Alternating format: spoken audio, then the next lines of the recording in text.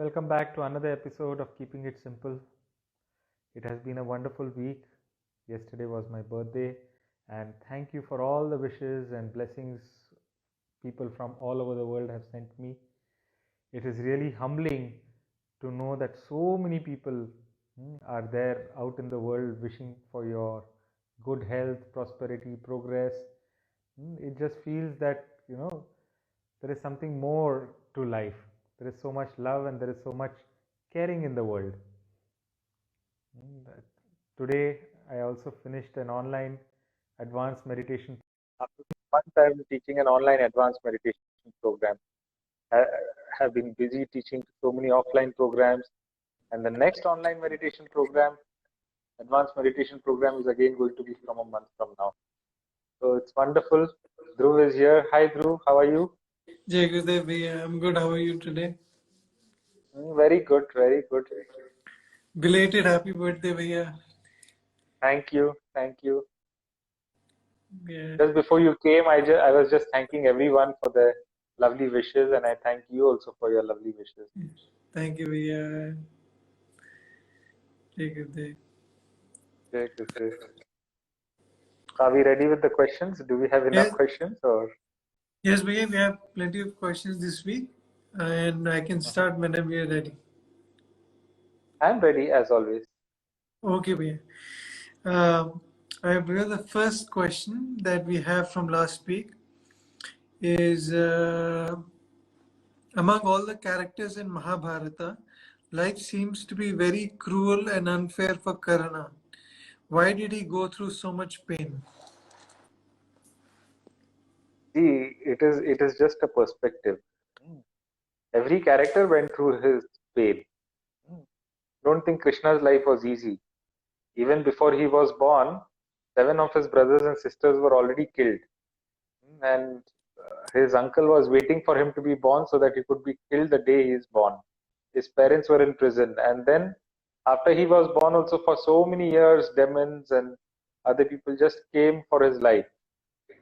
So Krishna went through his troubles. The Pandavas went through their own troubles. They were in Agyat Vanvas for 12 years, and Agyatwas, they lost all the positions they had. It's not that only Karna went. Everyone went through, and that is what Mahabharata is. Looking life from different perspectives. Karna had his own perspective. Duryodhana had his own perspective. Arjuna, Krishna, Dharmaraj, Yudhishthir also had his own perspective.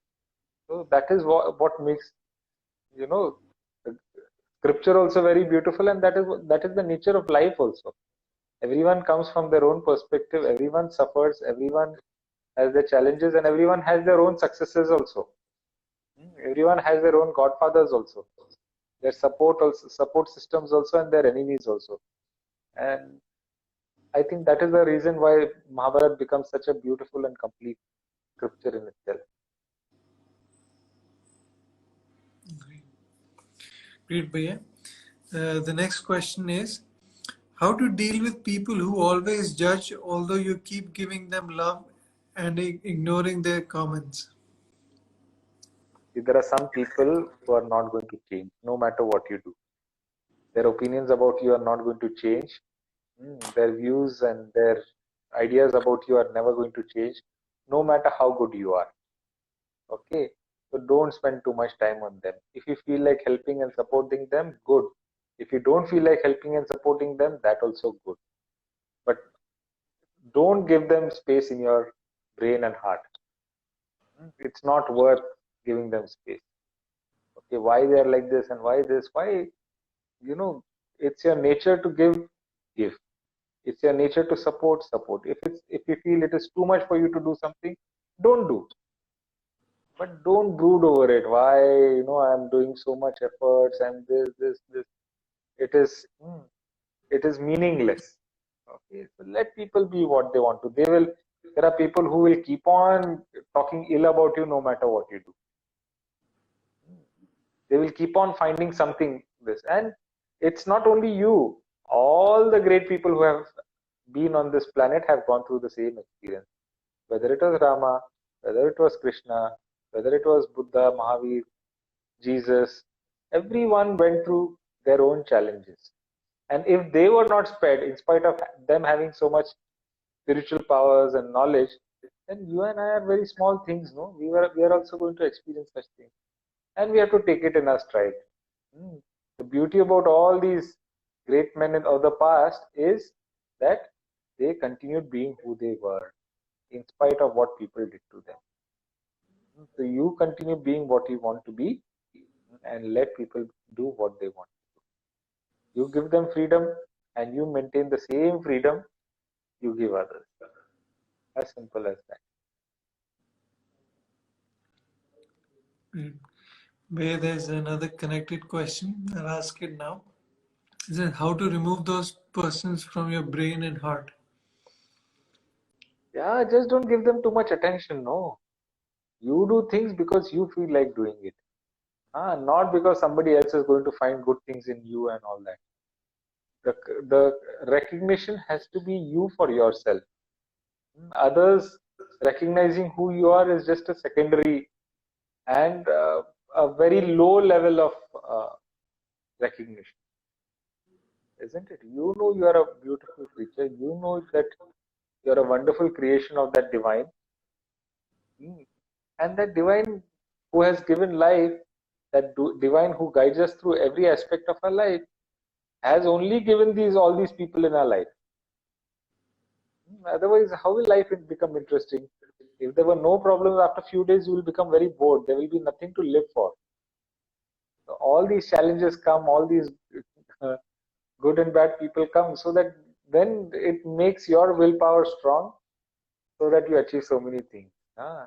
If you just ran a race which nobody else was running, even if you ran it in 10 seconds, you will not feel happy about it, isn't it? But when there were 25 people also vying for that first position, then that race becomes interesting. Then that 10-second, 11-second has meaning also. Otherwise, till that time, the times and everything has no meaning. The competition is there, that pulls and pressures is there, and that makes the success very sweet. Otherwise, it will become very boring, no? So just recognize this aspect of life. All people are there in your life to make your life very interesting and colorful. Great, Bhaiya. There's a question in the audience. It says, all saints and religions have declared God as the most compassionate one. If God is compassionate, then why is there so much suffering, poverty, and war in the world? Yeah, God has given you compassion so that you use them and bring them also out of that. So, otherwise, that compassion will also have no meaning, no? Will, towards whom are you going to express your compassion? So compassion is there, and there are people who require that compassion also. Now it has been given to you. Now you use it for others. That's all. Okay, okay. Where the next question in the audience is, he knows he is God and we are human. How can we handle, can we compare with God? We don't have to compare with God. Gurudev says, no, every particle of this universe is made up of a substance called God. And if everything is made up of God, then we are God also. We are part of that God, that divinity. We are not different. So there is no differentiation. He is us and we are Him. So there is no differentiation. There is no, separation.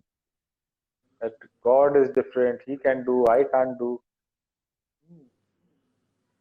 He is me and I am Him.